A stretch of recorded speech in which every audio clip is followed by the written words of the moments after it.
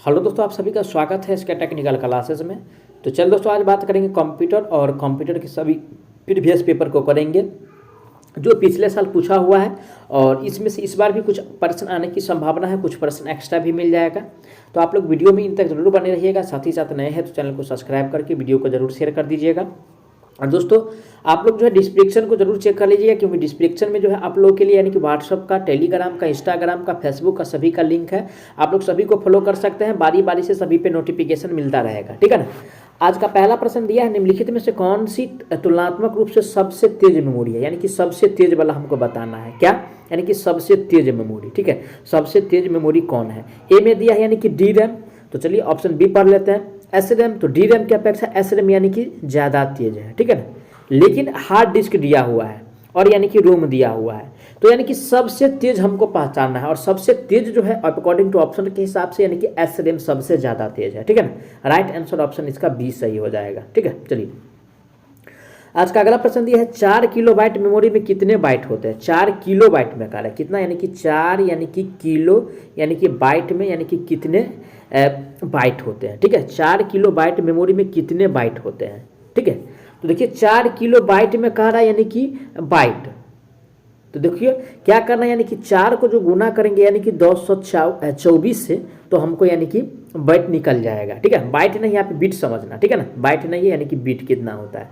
तो देखिए दोस्तों, यानी कि इसको 4 से गुना करेंगे तो 10 चौका 40 और यानी कि 24 चौका यानी कि 96, यानी कि 40 96 आ रहा है। ऑप्शन किस में दिया है, 40 96।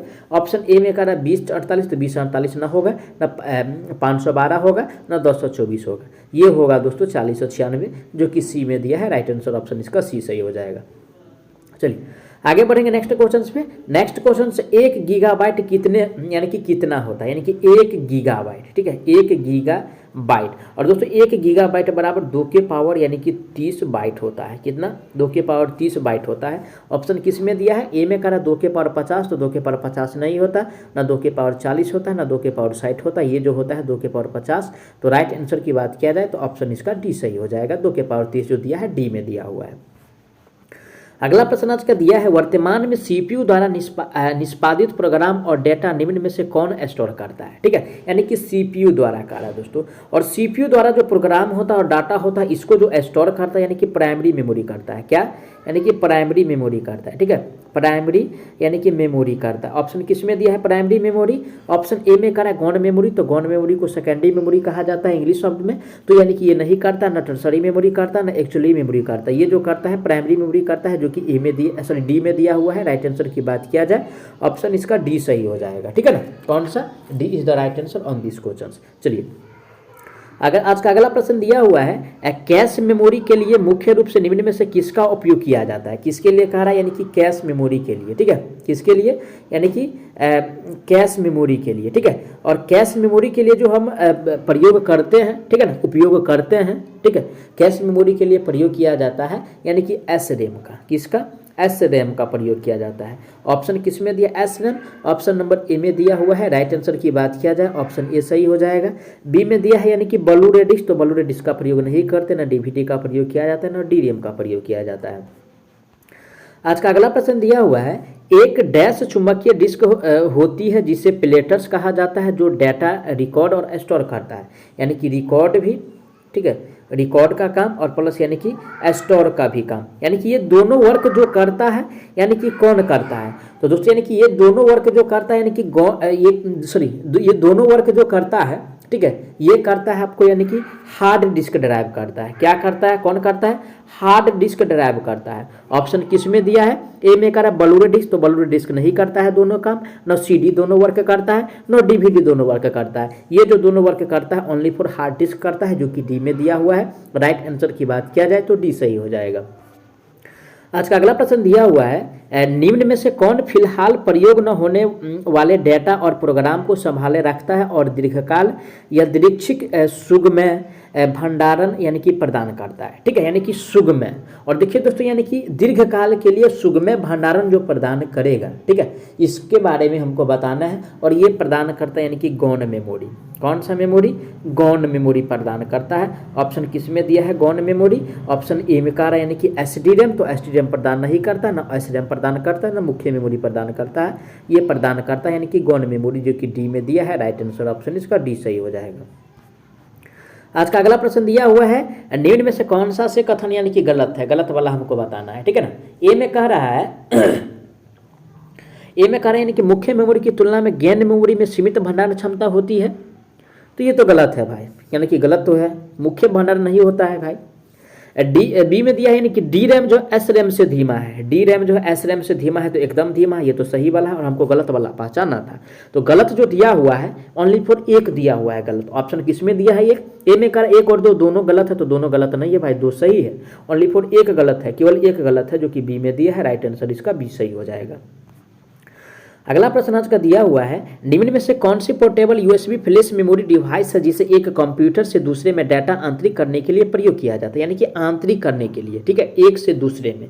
और दोस्तों यानी कि एक से, ठीक है, किससे? यानी कि एक से दूसरे में, यानी कि डाटा को आंतरिक करने के लिए जो प्रयोग किया जाता है, ठीक है, प्रयोग जो करते हैं, पेन ड्राइव का प्रयोग करते हैं। किसका? यानी कि पेन ड्राइव का प्रयोग करते हैं। ऑप्शन किस में दिया है? Pen drive. Option number A में दिया हुआ है। राइट आंसर की बात किया जाए तो ऑप्शन इसका ए सही हो जाएगा, ठीक है। बी में दिया है सीडी, तो सीडी का प्रयोग नहीं करते, ना फ्लॉपी डिस्क का प्रयोग करते हैं, ना डीवीडी का प्रयोग करते हैं। चलिए आगे बढ़ेंगे। आज का नेक्स्ट क्वेश्चन है हार्ड डेफिशिएशन, ठीक है, हार्ड